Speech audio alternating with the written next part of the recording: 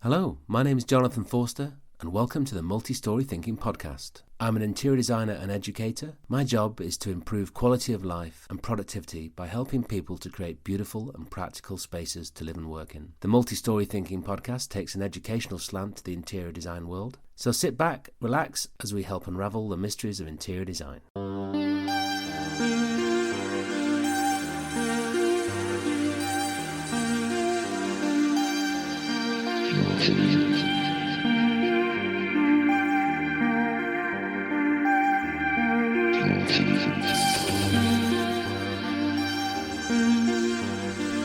In this episode, we meet Tim Wadsworth. Tim trained as a chartered surveyor and runs office interior fit-out company, Space, based in Exeter. He's been responsible for raising the profile of good quality office design with numerous refurbishments across the region. In 2019, he set up the Space Design Awards for office interiors in the Greater Exeter area. The awards celebrate innovative office design that promote quality, sustainability, welfare and well-being. His report, Future of the Workplace 2019, provides an in-depth and detailed analysis of the offices and workspaces across Exeter and provides insight and advice on how to tackle the process of office design and refurbishment. I met Tim in his office and showroom in Exeter, and we began our conversation contemplating the four-seater acoustic booth we were sitting in. In this episode, we discover how Tim made the transition from a chartered surveyor in an agricultural auctioneers to running an office fit-out company, why staff should be involved in the design process, how high-quality office space helps companies to retain and recruit employees, and we contemplate whether we've crossed the upper age limit for being a hipster.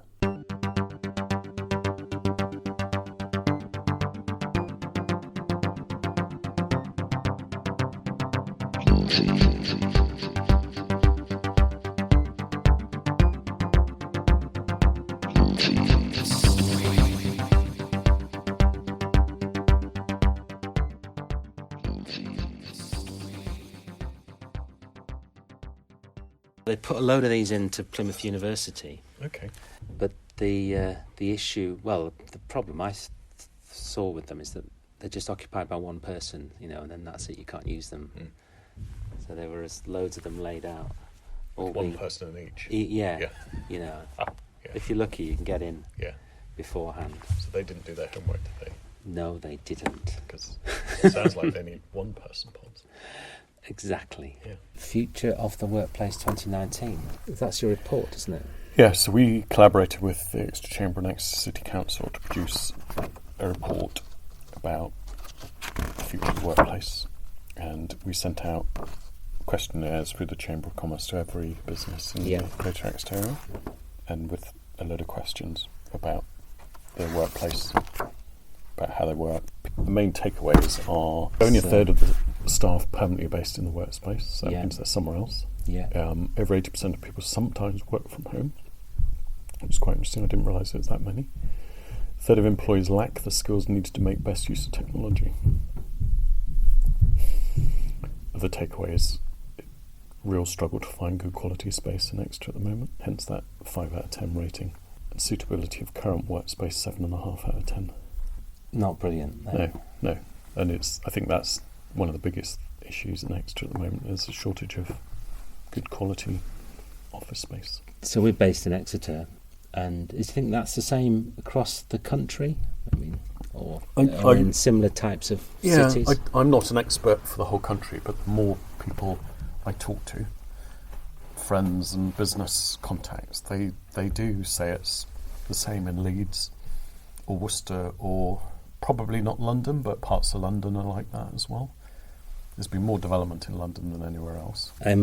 You would imagine perhaps that London or some of the more busier, successful cities are ahead of the curve a little bit. Yeah, I would have thought so. A place like Manchester, I can imagine they'll be buoyant, and rental values will support development. Yeah.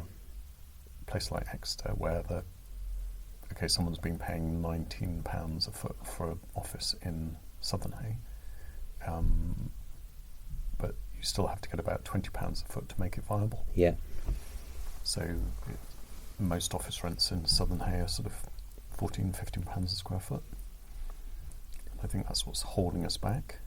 I think in Exeter there's lots of other reasons, like the overwhelming amount of student accommodation Yeah. and private accommodation being built, which is more lucrative than commercial space. So people aren't investing in commercial space. No. So that's a tricky one, because there's demand for commercial space, but a limited rental value, and therefore developers are going, let's go and do some residential instead. Yeah.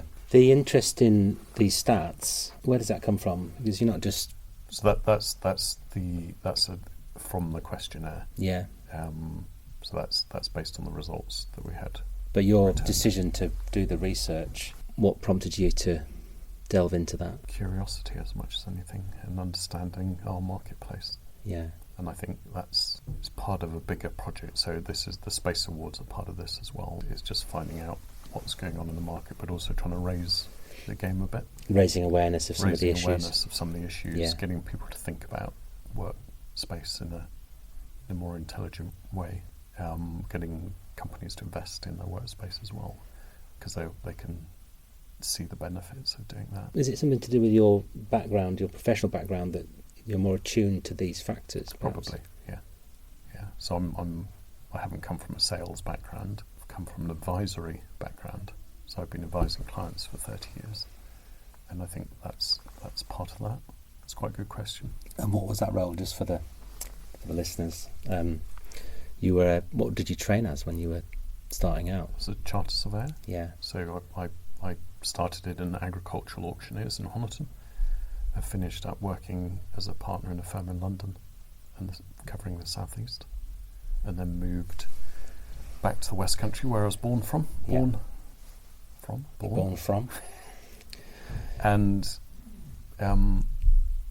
but through all that time, I've been involved in office interiors in one way or another, or as a project manager. Yeah. So when I first met you, you were negotiating on behalf of clients for spaces. Yes. And the big question, I suppose, you were being posed with by your clients was, can we fit in? Yeah. And the next step for that is to, commission or do some design to see Yes. whether they can fit in. Yeah. And then about 3 years ago, I decided that actually we could do a very good job as fit-out contractors as well. We could deliver an exceptional quality fit-out for quite good value. Yeah. So we morphed into a fully fledged design and build interior contractor. And with that front-end ability to negotiate spaces. Yes. Yeah. From a contractual point of view. Yeah. And that side of the business has phased out a little bit. Yeah. And that's intentional. So we can focus on the delivery side. But clients still say, I'm about to sign this lease, what do you think? And I'm happy to provide. Gives you a bit of extra influence. Extra value. Extra value. Yeah. And it probably means we're involved earlier in the game. Well, that's always good. Which is a great position to be in. Yeah. And the Space Awards, second year was this year. Yes. Have you, it seemed to be quite successful, or very successful, I'd say. Yeah. Raised the awareness of office design in the area. Yeah. Have you seen any shifts in how people are thinking about office space as a result of setting up the awards? I think people are more aware of their office space, and I think companies have worked out that if they're going to retain and recruit the best talent in the area, if they want to attract people from leaving Exeter Uni and stop them going to London, they're going to have to offer really high quality workspaces. And I think we certainly in the second year we saw a better, higher quality range of workspaces. So that was a step up from the first year, and then hopefully next year when we do it again we'll see a further improvement. Yeah. And what's the area geographically that the awards cover? At the moment, Greater Exeter. And we may extend beyond Greater Exeter next year, but we don't want to dilute too much. Yeah. We want to try and retain some focus. Yeah. For example, why would someone in Yeovil or Plymouth enter an Exeter business type award? I'm not sure they would. Yeah, so it's focused on this local economic community, I suppose. Yeah, and it's interesting because there's a Devon County Council definition of Greater Exeter, which includes Axminster and big parts of East Devon and Tiverton and going up towards North Devon as well. So it's interesting that I think Exeter as a city is expanding its horizons. It's got a big catchment area, hasn't it? As you'll testify whenever you try to drive in the morning. Yes. Is there enough work generated, or is there a danger that there isn't enough new examples, or is I think because there's such a shortage of good quality office space in Exeter, we're finding we're having to go further afield. Yeah. So that in the last 12 months we've done a project in Leeds.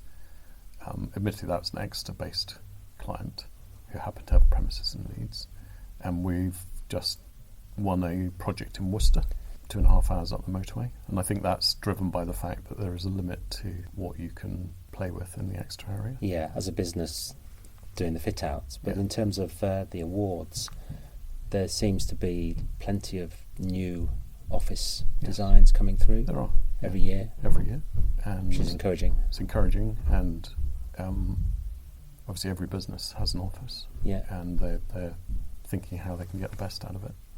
So it might not be a new space, it might be an existing space that they're improving. And with the work that you're involved with, what are the trends in terms of office design that you're having to either design or build into the spaces? Definitely a big push towards activity-based working. Some people call it agile working, but it's the same thing. Yeah. So it's how our office here is designed. So you come in the morning and you collect your tools, your equipment from a locker, and you take it to either a desk or a pod or a table or an armchair or a kitchen, depending on what activity you're planning to do that at that moment. And I think more and more people aren't chained to a desk, or they don't have to sit in front of a computer all day long. They can move around. Borne out by the report, really, isn't it? That third of staff are permanently based. Only a third of staff are permanently based in the workplace, and when they're in the workplace, they're moving around. Yeah, and I think that's probably healthier. Yeah, and I think there's the more companies we talk to, that they find that quite appealing. Yeah, they're becoming more accepting of that as a cultural change. Yes, yeah, and I'm not convinced the client will save much overhead cost, because you still have to create the right sort of environment. It isn't about ramming more people into a small amount of space. It's about creating the correct features in an office so people can be flexible about where they work, where they sit. Yeah, so increased capacity is often one of the metrics that people roll out in terms of the benefits, but you're thinking that's more about people working more efficiently and more productively in the space tailored to suit the tasks that they're doing. Yes, that's correct. With agile or activity-based working becoming more popular, do you find any difficulties in trying to sell that into to companies or to the staff? And how do you overcome that, or how do you facilitate that change of mindset? I think the key for any project is to make sure your client and their staff are involved from day one, and definitely staff need to be involved in the design process. It won't work if I sit down with the MD of a company, we design an office and then build it and then present it to the staff on day one, because they won't understand it. They won't be able to adapt so easily to how to use it. So on each project we'll spend a lot of time with the staff in workshops. If you obviously can't sit down with every member of the team individually, so you tend to set up little groups, little working groups. You might, in a bigger organisation, have business champions from, say, one person from each department who you can get together on a regular basis. And a lot of what we do, I think, is change management. So it's actually taking a business on a journey. And we had a really good example of that in Taunton recently, where we took a firm of accountants, 150 staff, from Georgian listed buildings in the middle of Taunton to one open plan floor on Blackbrook Business Park, and we taught them through activity-based working. They dismissed it, and then during the design process it actually evolved into activity-based working, right? And they completely bought into it.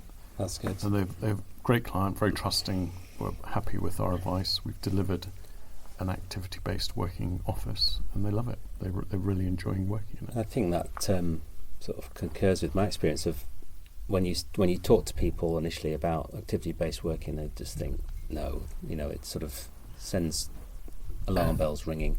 But as soon as you show them the types of spaces, Yes.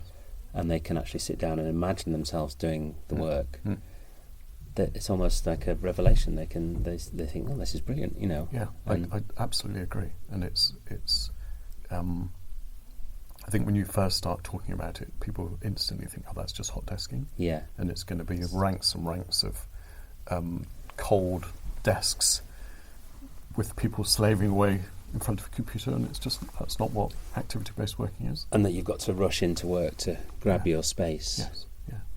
And it's definitely not like that. Yeah. But that's the perception.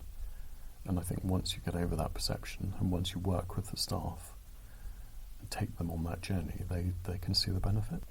The space you've got here. Do you bring clients here? We do. Can't bring everybody here, can you? But no, there's this is a showroom. It's Yeah. our office. It's a working office, but we actually have installed a variety of different products, office furniture, lockers, different sorts of tables. We're sitting in a meeting pod at the moment, just providing different environments for people to work in, and we all use different spaces in the office. And it's quite a modern design. Yes. And I remember you talking to me about your experiences when you were in New Zealand a few years ago, about how modern design was really popular, particularly in office spaces, but also design in public spaces like coffee bars and things. Did you experience a different culture of design or a different way of using design when you were there? I think it was the thought process was further ahead than it is in the UK. They're actually much more willing to embrace change and embrace new ideas and different ways of working. And there were many companies in Auckland, where I was based, who already were working in an activity-based working regime and enjoying it. Kiwis are really good at work-life balance, so it's quite interesting. Their offices tend to reflect the other side as well, their life. So you'll have bikes parked in reception and loads of greenery, loads of plants, loads of natural light. Very lucky to have fantastic views of water and things like that. But that comes right back to urban design, not necessarily office interiors. Yeah, so they're deeply ingrained in their culture then, a sort of different approach to how they set up spaces. Yeah. And also they don't have this presenteeism culture, so you don't have to be in the office. It's all about results. Yeah. And you can walk past your chief executive at 4 o'clock in the afternoon because you started at 7 o'clock in the morning. Yeah. And he doesn't look at his watch or make some sarcastic comment about, oh, half day, Tim. Yeah. Or anything like that. It is about results. Having done the work, yeah. Yeah. You've done the work, and now you're going away to do a bit of life. Yeah. Which is healthy. I think that's really crucial, isn't it? Yeah. It's not about the amount of time you spend, but it's about how well you execute the tasks. Yeah. One of your findings in your report relates to the use of technology and how a third of employees lack the skills needed to make best use of technology. I mean, is that just like I struggle with my phone and my son will just laugh at me and take it off me and be able to make it do things that I couldn't imagine? But it's a sort of extension of that, where people haven't got the kit, or they're not got the Wi-Fi, or they're not connected to the server. Or I think there's, in every organisation, there's people that aren't comfortable with technology and need as much help as you can give them. Yeah. But actually, I think it's about the people that run companies not consulting with staff about what IT is required. It's a similar vein to the office design. If you go off and buy a piece of technology and then present it to your staff and say, use that, there's a very good chance that they might play lip service to using it and therefore won't understand how to use it. Yeah. And I think that's probably more the point. It's top down. Yes. And also possibly not even focused on specific requirements that the teams would know they'd need. Yes. Yeah. And there are certainly the bigger companies that the leaders lose track of what the teams need. Yeah. And it's actually the people on the ground that know exactly what they need. Do you get involved in the infrastructure installation of technology? Or Yeah, to a certain extent. We don't specify it, but we help with installation and data cabling and making sure that the right Wi-Fi hubs are in the right places. So for the perfect agile working space, what are the base requirements then, do you think? Fantastic broadband. Yeah. Probably supported by fibre. Wi-Fi everywhere. Could call it. You want to be able to carry your laptop from one end of the building to the other without losing connectivity. So that's crucial.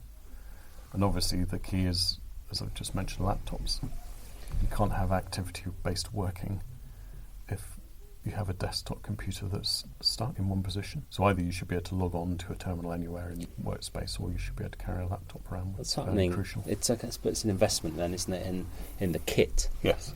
And the supporting technology. And I suppose in a way that's what the whole specification of the office space is about. It's about the kit and the elements to support the activity, the work that you're doing. That's right. And we work closely with in-house IT managers, and their budgets are quite often larger than ours, which is a bit frustrating. I think it's important, it's critical. They're going to spend a load of money on monitor arms and cable management, but not spend money on furniture. Often an imbalance there. Yeah, so you can spend £250 on a electrical adjustable monitor arm, but then the client won't spend £150 on a good quality task chair, which is actually more important, I'd say. Well, they all go together, don't they? It's it's that approach to ergonomics which is often missing. And a lack of understanding of value, I suppose. Yes. With the last of Space Awards, was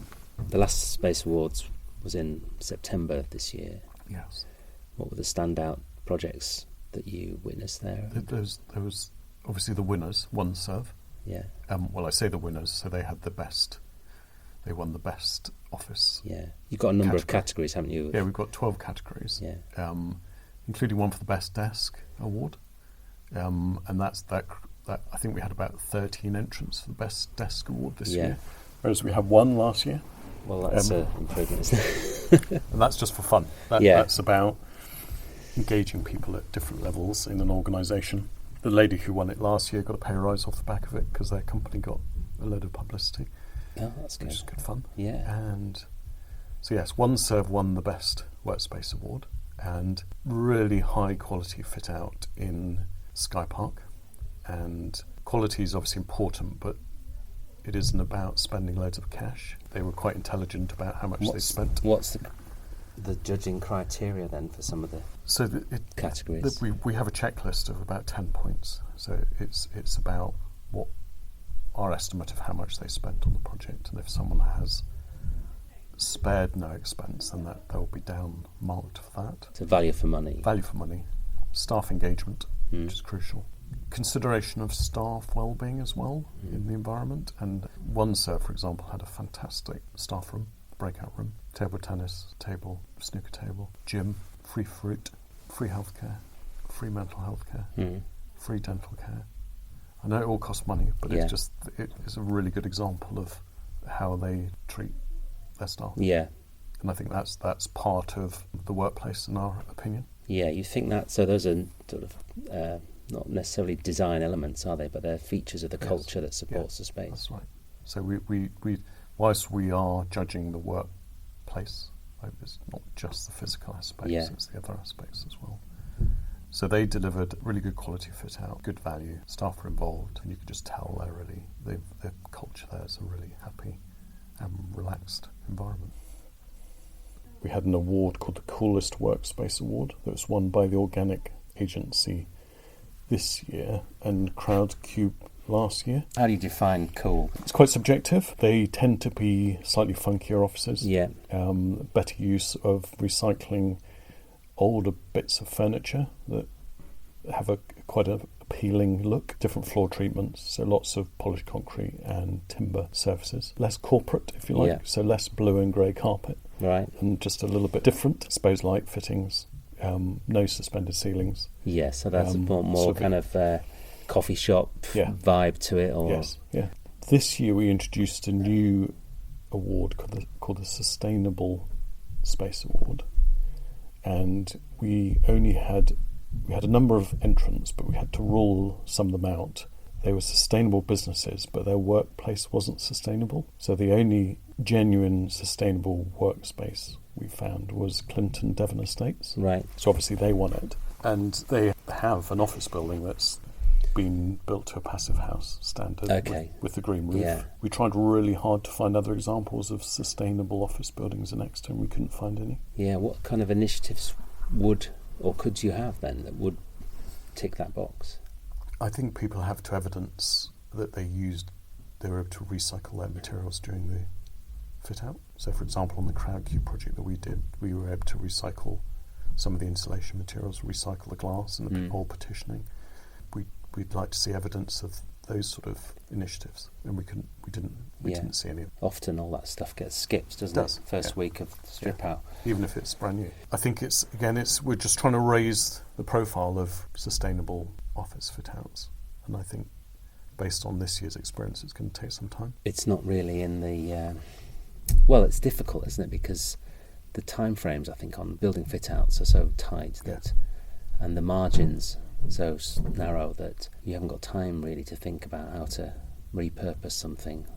Yeah, and we've had an example on a project recently where we wanted to reuse one door in a room where we were demolishing an existing room, and the petitioning contractor said actually it's going to take us longer to take the door down, remove the ironmongery, turn it around so it's in the right place, build the frame to match the door, than us just to go to the builders merchants and buy a new door. So then it comes down to cost. And they miss out on the great fun bit of smashing it to pieces with a sledgehammer. Or using it for bonfire night. Certain amount of responsibility that we should be, both as designers and fit out contractors and specifiers, to think about these issues.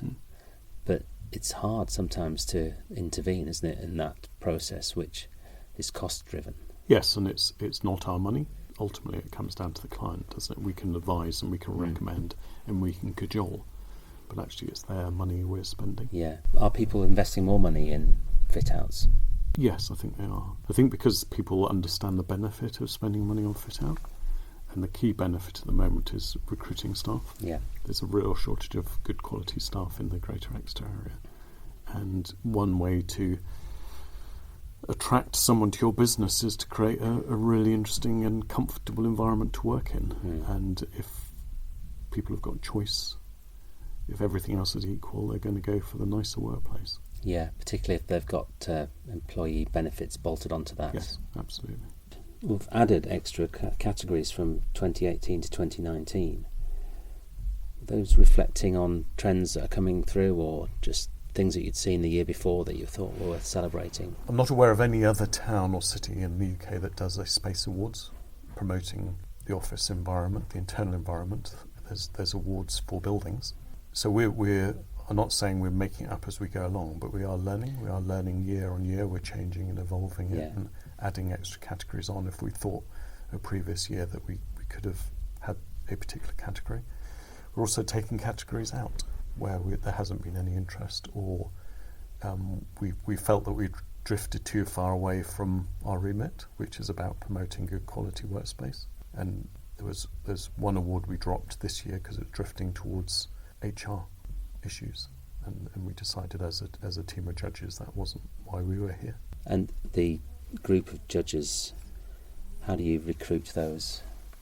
Oh, they're carefully handpicked. We nominate the winner of the previous year's best award, or ask them if they'd like to be a judge. And for the last 2 years they have.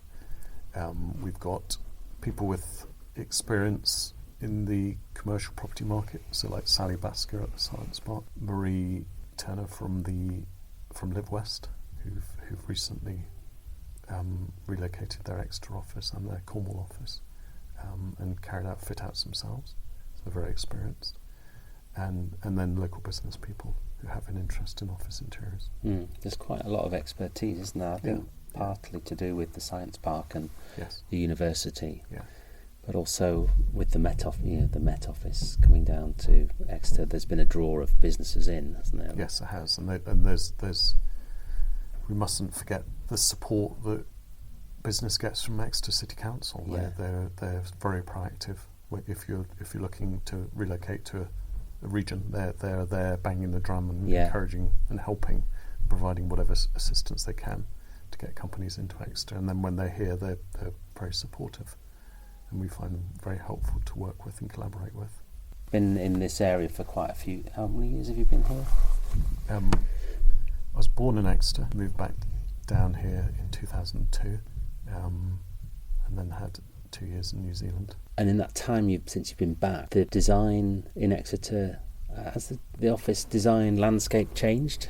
Yes, it has. I think even 10 years ago it was, how cheap could we buy a piece of furniture? How do we really need colour? And in some cases, do we really need a kitchen? Can't we just put a kettle on a shelf and that will do? But we don't really see that anymore. No. I think people have woken up to the fact that actually things have changed, and I think we've helped with that as well by promoting best practice in office design and office interiors. And has the aesthetic language that you developed been influenced by your extensive time in coffee shops, as we tend to meet in coffee shops? Yeah, possibly. We try really hard to find out from the client what they want. Yeah. We don't impose a space design style.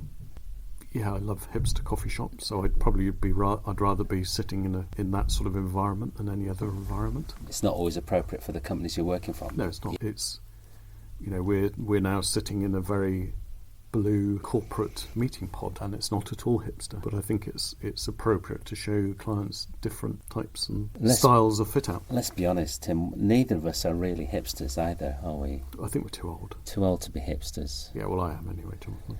Take that as a compliment. I mean, that's one thing about Exeter, is that those types of spaces are cropping up more and more, aren't they? And people are being more aware of good design in lots of different environments, and that's bound to be influencing office fit out as well as other sectors. Yeah, it is. And the coolest award is a bit of fun, and that's definitely, those sort of offices are certainly taking their lead from coffee shops. It's style of industrial urban fit out, and there's certainly more and more of them appearing in Exeter.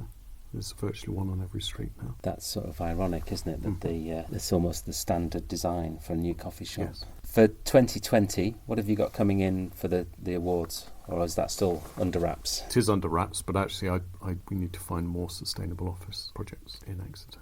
They must be there somewhere, just haven't found them, so we need to promote that category quite hard. Get people thinking in terms of how they can align their design process to that. Yeah. What do you enjoy about the process? I'm quite curious. Some people will say I'm nosy, but the fact that we can engage with many different people, businesses as well, at junior and senior levels, and it's great to find out what people do for business. And there's a whole variety of different types of company in Exeter doing all sorts of things, and it's just fascinating. Do you have to adapt your designs? Or can you apply the same sort of design and principles for different companies? I think the principles are the same, but I think our challenge is to get out of the company and their staff what they want. Yeah, the specific mix of... and adapt it to the design principles to make it work. And then you need to find an aesthetic language or a material palette or colour palette to suit them, yeah. Craig's really good value, isn't he? Yeah. Because he was a judge. Yes, that's right. He's got a quote in here. Has he? He has a wonderful way of saying things. The most important pieces of kit in any workplace are the people. Ask them what they would like. People cost business much more than buildings. Put the people first and make the space work for them. If you haven't enough space for your most important resource, buy some more.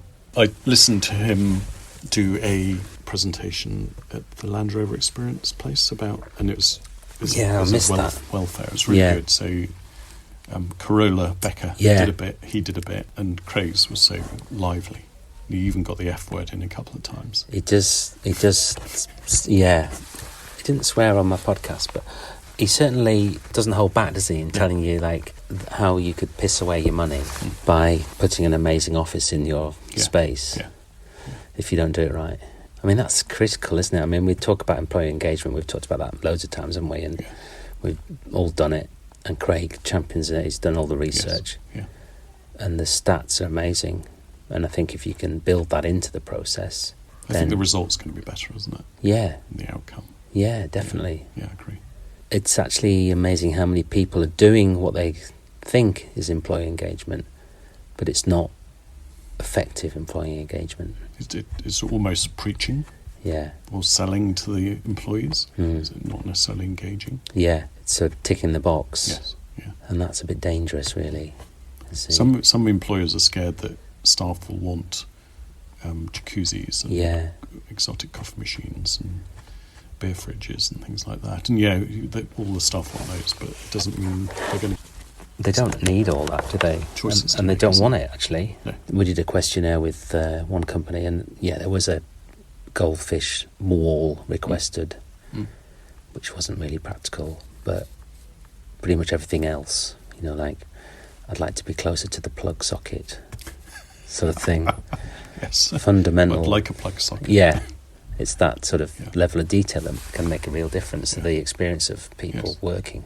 Yeah, one of the best collaboration we had was with a company in Wellington, so 35 staff, and they were all involved in the design process. The MD let them everyone was involved.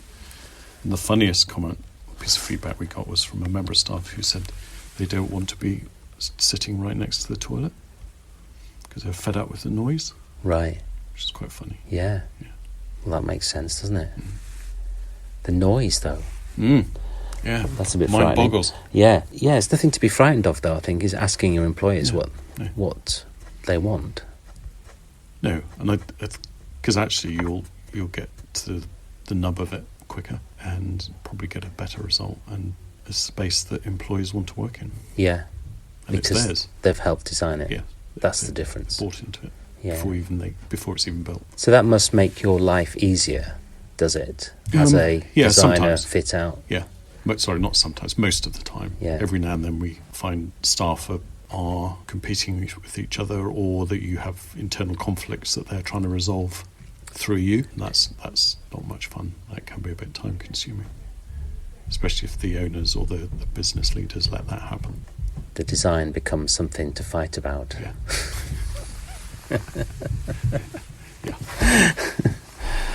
Sort of complex. It's people, wonderful people. Yeah, I think that's the beauty of it, isn't it? That, like you say, you meet all these different people doing all these amazing jobs, which half the time you can't imagine anyone doing something like that. Yeah, you never knew that job existed until that moment. Yeah. And everyone deserves to have a great space to work in. They do.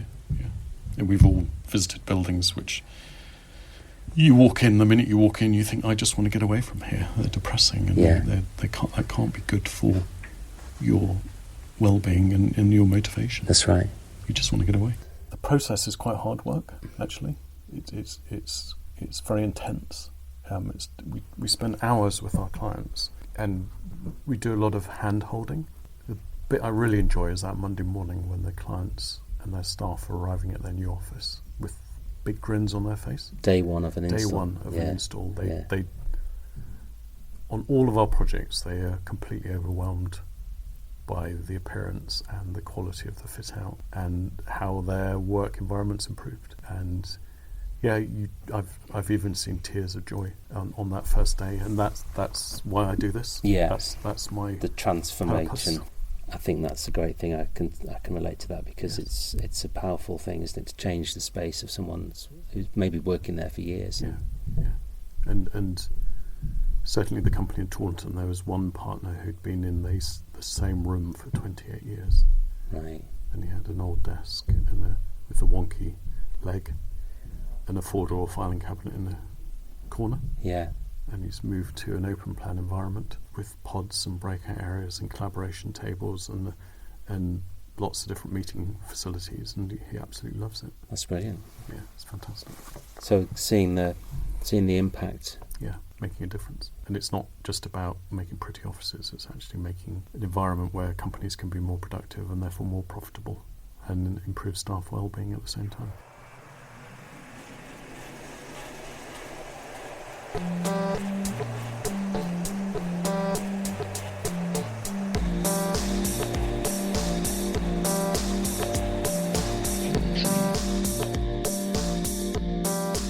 like to thank Tim for taking the time to talk to me. Space Awards for Office Design showcased some of the best office interiors across the Exeter region. Look out for the 2020 competition.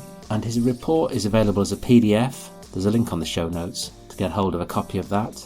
Tim mentioned his engagement process and quoted from Dr. Craig Knight, who was previously on the podcast. Craig has developed an engagement process alongside multi-story thinking called LED Design that helps companies to get the most out of the design process, gives an amazing boost to performance, well-being, health and productivity.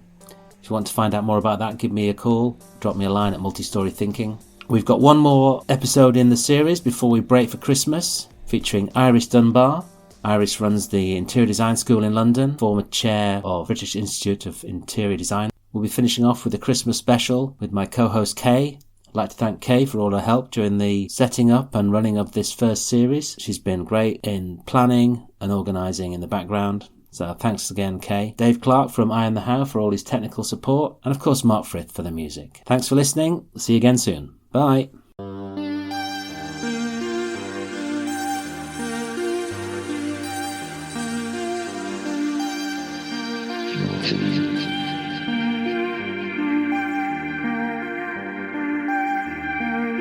Jesus.